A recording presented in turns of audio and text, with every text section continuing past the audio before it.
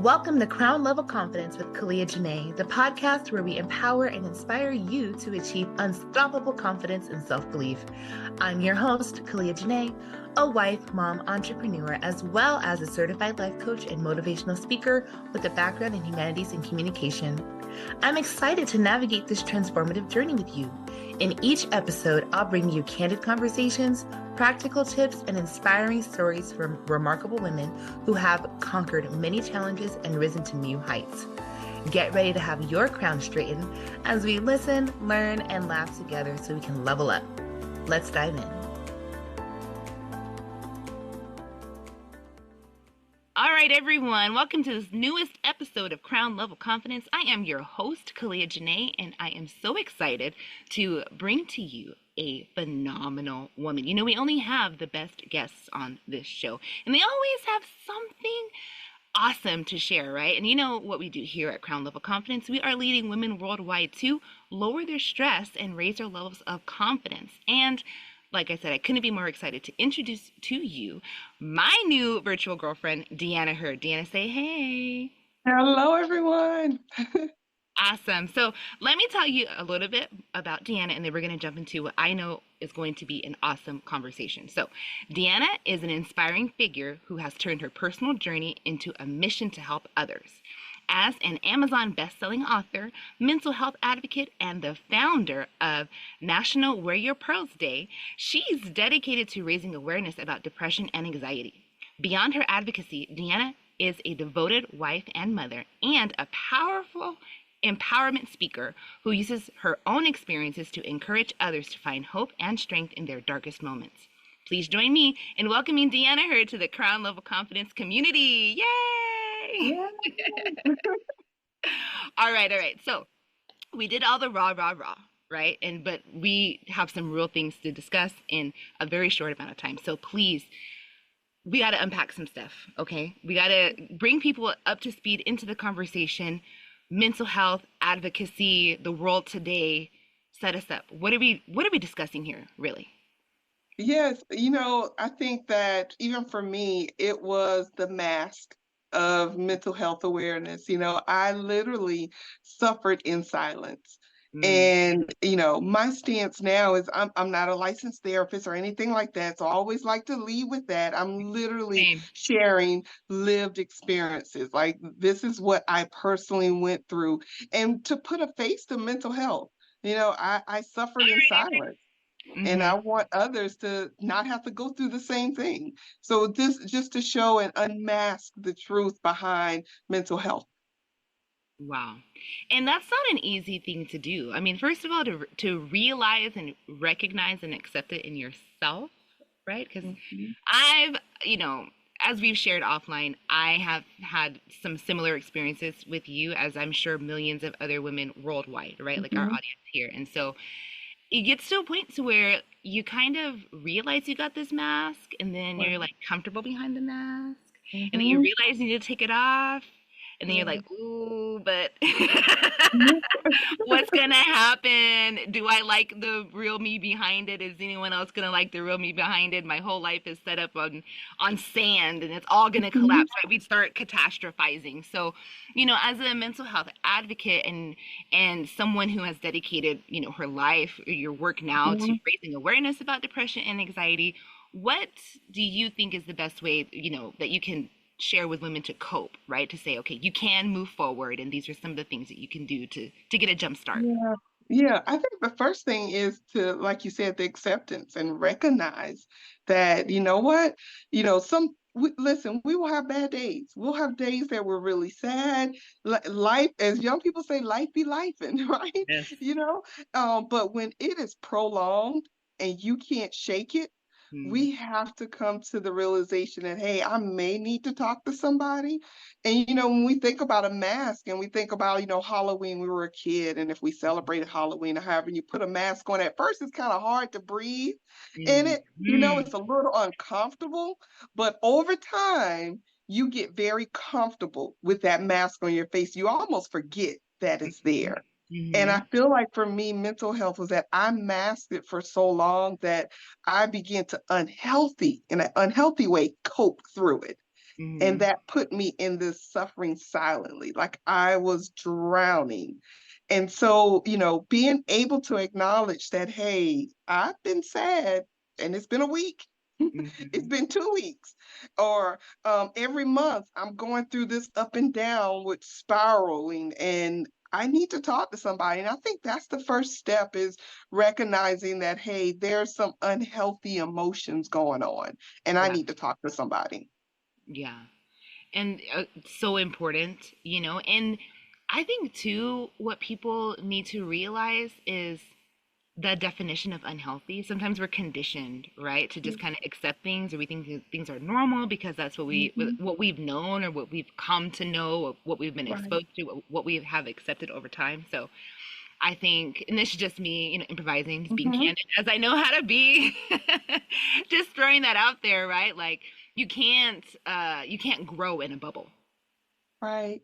Right. You've got to, whether you see something on TV, read a book, talk to a friend, like you've got to expand your horizons, so then Mhm. you can realize, like, oh, wait a minute, there's something Yeah. here that is not quite maybe how it's supposed to be, and then you can bring in a professional, so Yeah. kind of, in your bio, your introduction, I mentioned National Wear Your Pearls Day, right? Yes. And everyone knows, I'm no stranger to a good accessory, right? Especially a feminine one. But kind Yes. of, shed some light, share, bring us into Yeah. what National Wear Your Pearls Day is, and how you're helping women through that. Absolutely. So National Wear Your Pearls Day, many of us have probably seen National Hot Dog Day, National Hug a Friend Day, National Selfie Day. Well, that's governed by the National Day calendar, which is a national international organization. Wow. And so I went through the protocols and everything else to get the proclamation to have my own national day. So it is an official day on the calendar, National Day calendar. And so why a pearl? So a pearl is created when sand enters a clam. And when that dirt enters the clam recognizes it as an irritant, as an intruder. And Mm-hmm. it begins to go through the process of protecting itself. And it's like this vigorous process, and it creates this nucleus around the dirt. Mm-hmm. That is when a pearl is created. So it's literally created from dirt, something that people have overlooked. They Mm-hmm. walk all over it, Discarded. disregard it. Yes, Mm-hmm. and it has no significant value until it's gone through this process and a pearl is created. And so, why pearls? I thought about my life. I thought about all that I went through and how dark and glim, and I was suicidal. I didn't want to live. I had little kids and I was trying to figure out, how can I end this life for myself and not let it impact my kids? How can I do this and my kids not walk in the room and find me? These were the thoughts I was thinking. And all of that end up producing something so powerful that now I'm able to extend my story and help someone else. And so a pearl is created from dirt. And now it's valuable. And one of the things that I love about a pearl, a real pearl, now we may Mm-hmm. have some that's not real and it's perfectly round and Some replicas. smooth out. Yes, but a real pearl is not like that. It's got ridges. No real pearl is identical. You will never find two pearls that are just alike. Wow. And so we're all uniquely different, but we all have value. And that's why pearls, as for National Wear Your Pearls Day, I decided to go with a pearl. Wow. Yeah. That's amazing. I mean, a lot of people, I love, love, love cliches. Everyone here knows that. And so the ubiquitous they, right? They say, turn your trauma into treasure, and like all of these different things, Yeah. but you're actually doing it. That's awesome. And helping other people celebrate in an official way. Like, I just Yes. love that, and just all the different directions you can go in, and all the different ways people can get involved. That's huge. So, Yeah. for those of us who don't have the novelty calendar, what day of the year is National Wear Your Pearls Day? Oh my God. So this is the big kicker, surprise moment, fun fact. It is on December 15th, which is my birthday. Yes. Oh, So I picked my birthday because it historically, have been the most depressing day of the year for me. I used to dread looking forward to my birthday. Like people like, oh my gosh, I can't wait for my birthday and all that. That's No, me. was not my story. I I know. dreaded because it always seemed like it was the day where I felt the most invisible. Oh, When everyone else is celebrating, I didn't feel the celebration for me. So I was like, you know what? I'm going to turn this around and I'm mhm. going to make it a day where nationally and now internationally, Yeah. everybody is celebrating on that day. And so it's December 15th, which is my birthday. Wow, that's awesome. That just goes to further attest to the legacy, right, and the mark you're leaving on the world, impacting society. That's awesome. I just Yeah. wow. Wow. Okay, we're gonna pivot. We're gonna pivot because Yeah. looking at you now, and the podcast is audio only, but looking at you now, I have some inside information, right? But looking at you, how's you are now, and I said it 3 times. Yes, I know. Just like anyone else in the world, there's more beneath the surface, right? And so we kind of Mhm. glazed over anxiety, depression. We kind of glazed over harmful thoughts. We happily celebrated and acknowledged National Warrior Pearls Day. Yeah. But most people in the crown level confidence community don't know that you Mhm. are a surviving widow. I am. And so to me, it's unfathomable. I'm 6 years in, and Mhm. this month.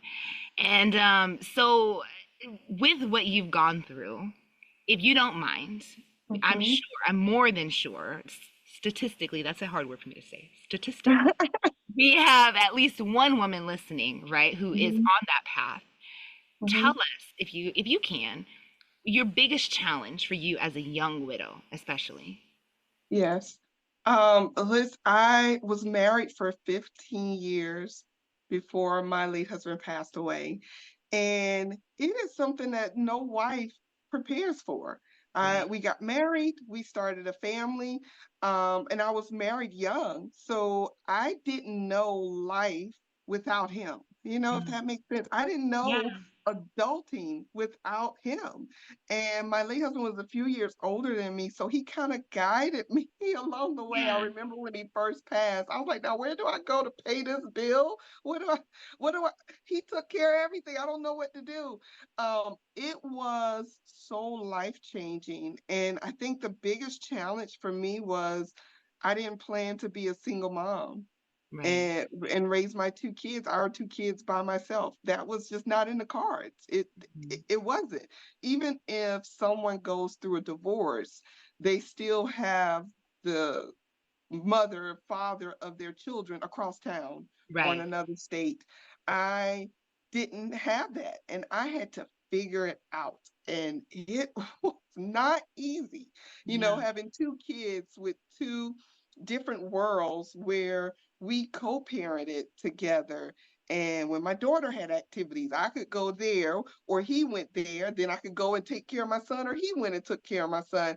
And so I had to figure out how to maneuver and give both of them the attention that they both needed, even while they were too grieving. So Right. it was a moment where I didn't really have a time to grieve. I had to jump right into mommy mode to the 10th power Hmm. and be at football practice because my son was playing football, and I'll never forget, it was so his dad's thing. Hmm. And I had to be there. I had to make sure when he was playing on the field that he looked up in the stands and he saw me. He Yeah. saw the someone from the family. Even if my daughter had something across town, and I thank God for my tribe of family and friends that really came in and helped. And so that was the biggest challenge for me, was being a single mom was never part of the plan. Right. No, not at Yeah. all. Wow. Thank God that you made it through, right? Yes. Thank God that you made Yeah. it through. So what message or what little nugget of knowledge or encouragement would you say to a woman who is on that path? And we do have male listeners, we do, but Hmm. someone who is in that grieving process who, like you said, right, and still has to care for others. They may have littles or they may be older, but it kind of came out of nowhere. So Yeah. what do you wish someone could have said to you? Yeah, and you said something so powerful, that you do have males that listen as well. I didn't realize the community of young widows, male and female. Like I didn't realize it until I became part of that community. And Right. there's a lot out there. Actually, I've remarried, and my husband was a widow as well. And so, he lost his wife during COVID, and that was during the time when COVID was at the high, freshly new, and Mm-hmm. nobody knew what to do. Mm-hmm. And he lost his wife. And so it's a real thing Yeah. that, when we were younger, you saw widows and they were older, they were Yeah. much older. But, I was widowed and I was in my 30s, and it's like, what is going on? But I think the first thing that I would tell anyone is self-care. Is you have to figure it out, carve out the time, make it make time for yourself. That was the one thing I didn't quite do it within the first year because I was so focused on the kids, and I began to feel the burnout of it. Mm-hmm. And Mm-hmm. and I think that's for anything, especially when we're talking about mental health. But self-care was it, whether it's go to the gym or go take a walk or just sit down with a book or whatever it is. Like, go get your nails done, go get a pedicure. Self-care, take a moment for yourself where you're not being mom, you're not being big sister, you're not being daughter Right. or, son or anything else. You're not catering to anyone but yourself. And so I would say self-care is the biggest. Yeah, that's Yeah. huge. Again, when you're kind of shouldering the majority of the weight, it's Yeah. almost, I'll speak for myself, right? Kick into this mode of I'll Mhm. get to me later, right? You start Yeah. laser focusing on any and everything else, and it becomes like kind of intentional sometimes, where you're just like, I don't want to deal, so I'm just gonna Right. hyper support everyone else until you just completely fall out, and then now it's just way worse than it could have been if you just would have taken that moment to prioritize yourself, right? Again, me and my Absolutely. sayings, right? You can't pour from an empty cup. Well, I Yeah. mean, you are the cup, so definitely make sure you're getting poured into, refilled, topped off, what that looks like for you. And so, that kind of brings us to how you can create a new life out of a tragedy like that, right? There's got to be ways to move forward. And so, if, especially if you weren't prioritizing self-care in the past, now you've got this, your world has been rocked, right? And you've got to pivot and kind of learn how to do things all over again, renegotiate what your family looks like. And then in your case, now fast forward, blending a family. So when someone's Mhm. juggling all of those different things, how do they still maintain the priority of their healing process? What does Yeah. that look like for Um, you? yeah, and I think that it's so important, that part of not suffering in silence. So it is key that those that are close to you know what's Mm-hmm. going on. Even with it being remarried now, I have to tell my husband, like, right now I need a moment. And he even now knows, he clears out the house and go away and just give me the house. I am such an introvert, and I'm so okay. Doesn't mean anything wrong. I am perfectly fine with sitting on the sofa and watching Netflix or watching TV. It is so my happy place. I don't know if it's because of Sure. age or older, but it is so my happy place. But I think we have to communicate Mm-hmm. and make sure no one's a mind reader. And so, we make life. This is one of the things I'm a strong believer in therapy. I believe whether times are good or bad, everyone should have a good, trusted therapist. Mm-hmm. And one of the things I learned in therapy is that, you know what, we make life look easy. Mm-hmm. So, we can make being a mom and juggling our schedules and everything else, or being husband and juggling, make it look so easy. And people are Mm-hmm. like, oh, she got it. She's good. Mm-hmm. Look at her smiling. She's still going and doing, but on the inside, just Right. crumbling. And so, my therapist said, you know what? You make life look easy. And so sometimes you have to open your mouth and say when you're not good. Right. And so when I'm not good, or when I need a moment, or I just need a break, I have to make sure that I open up and communicate that. Because if Mm-hmm. not, we do it moving and going, and everybody think you're okay, and then you start feeling like, don't nobody care about me. I'm Right. running and I'm doing 50 million things, and nobody asked me how I was doing today. Well, you make it look really easy, and you're doing it Right. very well, you know. Yeah. So, being able to communicate is key. Yeah. That, I mean, we could honestly have a whole episode dedicated to that because it is so true, especially as doers, as women, Yeah. as servers, as all of the lovers, all of the things are highly Hmm. passionate people and we're going to take care of everyone else. And especially if you're like me, at the end of the day, all I know is if I ever say that, just sit me down right now because I've already gone off the deep end. That's the biggest red flag. If nothing else, okay, she's gone way too far. But you're right. No one can read your mind. And it's so important, right? Because sometimes as women, we're like, well, they should just know, right? They can Right. see. Don't they understand? Don't they remember? They've got their Yeah. own cloud of stuff, right? That Hmm. they're their own fog that they have to see Hmm. through with, their lens on the world. And so if we're just honest and upfront with one another, I wholeheartedly agree with you. You could eliminate so much confusion with assumptions and hurt feelings. Now, That's right. what I will say though is the sign of a healthy relationship, in my opinion. I'm not a licensed, what is it, family health practitioner. I'm not that. Right. Disclaimer, y'all know this. Right. Uh, but I will say, in my opinion, the sign of a healthy relationship is someone recognizing when you did attempt to communicate, right? Versus Hmm. if you reached out, you said your piece, you made it known and you were not heard, or you were gaslit, or those Hmm. other things, then that's a different conversation, right? Right. But make the attempt, do what you can, control what you can control, and hopefully it's our honest to goodness intention that the other responding party will accept that and work with you in a way Yeah. that's healthy for everyone. But I just want to acknowledge that because not everyone is in a situation where they have a safe person to tell it to, Yeah. whether it could be physically, mentally, emotionally, financially. Some people wear facades at home, which is really Hmm. and so we're praying for y'all, Yes. yeah, Yeah. because And we it's have hard to to speak up. find that And we have to find that safe space, whether it's a therapist, whether it's if you're at a ministry, your pastor, whether it's, I'm a firm believer that God will always send help.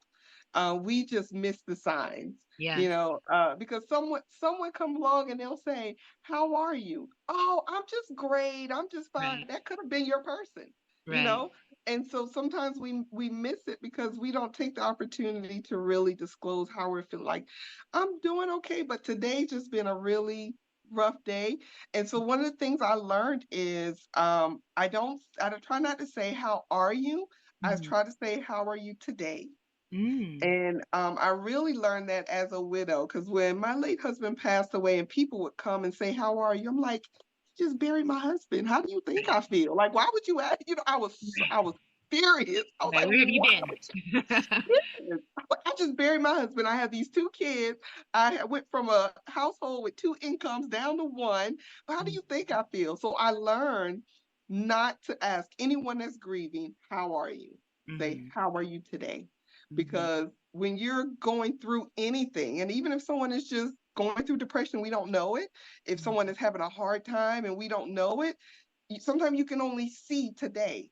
Right. So to ask someone general, how are you? Eh, you're Can gonna of worms. get to me a vague answer. So I try to say, Absolutely. "How are you today?"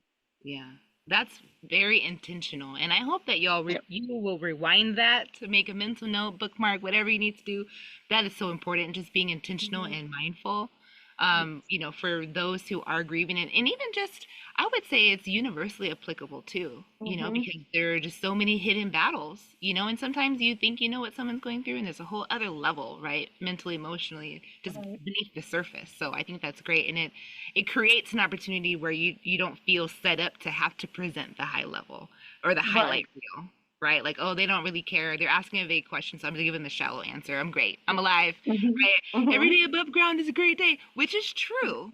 Which is But true. I mean, we have some room to support one another, so Yes. That's super important. Yes. Okay. So on an upswing, right? I happen to know, I got some inside information, y'all. I happen to know that you have a project that you wrote with your husband, right? A Yes, new book. Yes? yes, yes. Okay, share, share, share. Yes. So, my husband, like I said, he was a widow. We met and we have this amazing, I call it a virtual love story. We Okay. met online Ooh, in December of 2022. He proposed April 2023 okay. and we were married June of 2023. So we just celebrated 1 year. Yeah. We just talked about, because people will question and judge, that was so quick and why such a short amount of time. But we realized, and that was where the book came from, we realized we had already individually been on our individual paths to healing. Mhm. And that's what brought us together to kind of gave us some common ground. So the book is called Pathways, and it's our journey to healing and rediscovery. And so we just share, again, lived experiences, Yeah. what we did and what we went through and how we processed through. How did we cope with the loss of a spouse and even get back to dating? How did we process life? And so this book actually would not just be for someone that's going through grief, but anyone that's going through any life transitions. And so we try to focus on that because we realize that we both had to do some serious transitioning. Yeah. And even so when we got married, it was a huge transition, but we just realized that our paths, although we're different, we realized that we went on this healing journey of self-discovery and rediscovering who we were and getting to a healthy place. And that's not always easy, Oh, but it's necessary, right? It's so yeah. necessary. And just with the times are so different. Life is the way that we do life now is just so different and we're hit with so much. Mhm. And so we are really big on understanding who we are and understanding that we all have a journey. And no matter what that journey is, it doesn't make your life so bad. But Mhm. how do we get on a pathway where we can find some reconciliation, whether it's, old wounds, whether it's, rediscovering goals. That was one of my biggest things. Like I had so many goals. Mhm. And when I was hit with this tragedy, it's like it just knocked the breath out of me. Yeah. And I had to go back to rediscovering these goals that I had for myself. And what is it that I said I wanted to do by a certain age?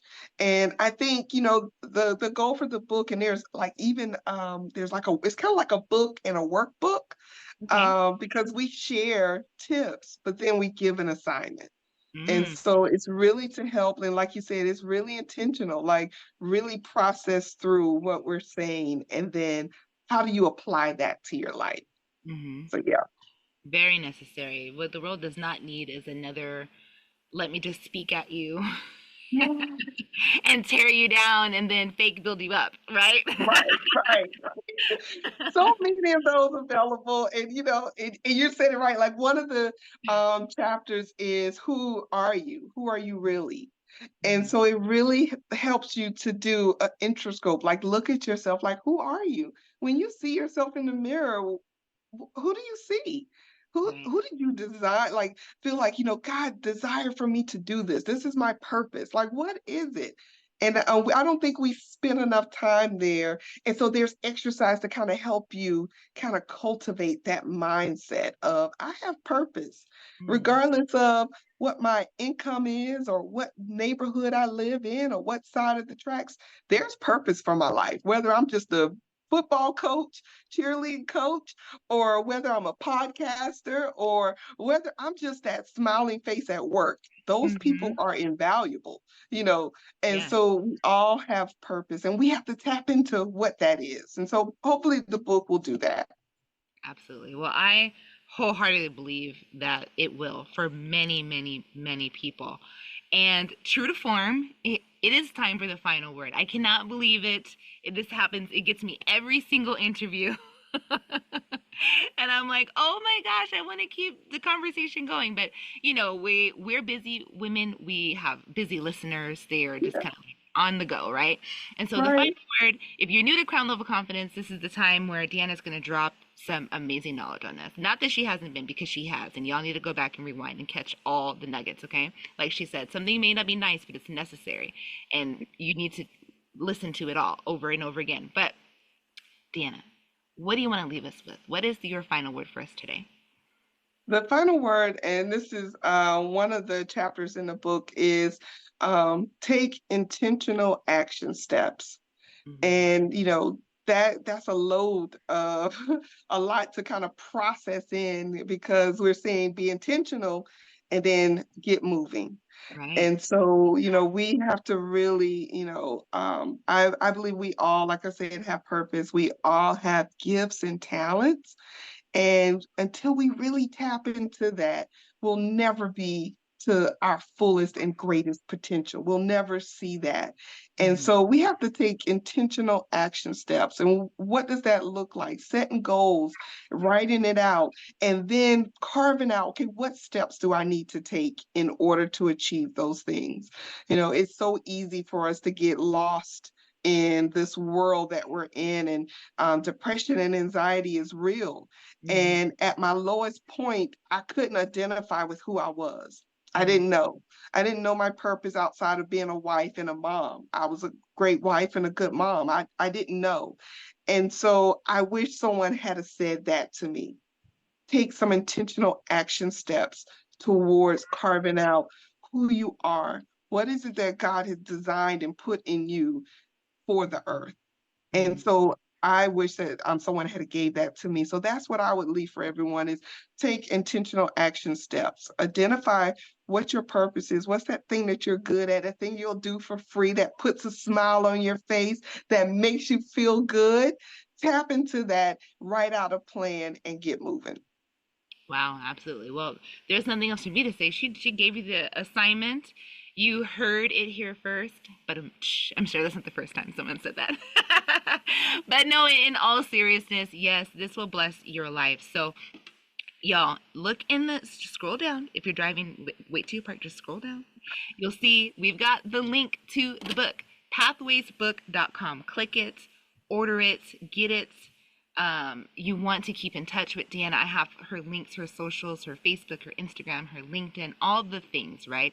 You want to plug in. If you can identify with the grief journey and you want to send her a word of affirmation, or maybe you need some light encouragement, I'm going to say that again, some light encouragement from a friend, or you need recommendations on how to seek out a mental health professional to go along with you on your journey to help shed some light on some things, definitely reach out, communicate.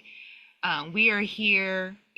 I'm not the grief expert in the conversation, and I humbly recommend DeAnna here, because she has really just turned all of this around, and I couldn't be more glad to help her promote this message and how you can really conquer anxiety, depression, whatever that major transition or trauma that hits you, you can turn it around. And so I'm just so glad we had this conversation today. DeAnna, thank you so much for spending time with us. It's time that you spent that you'll never get back.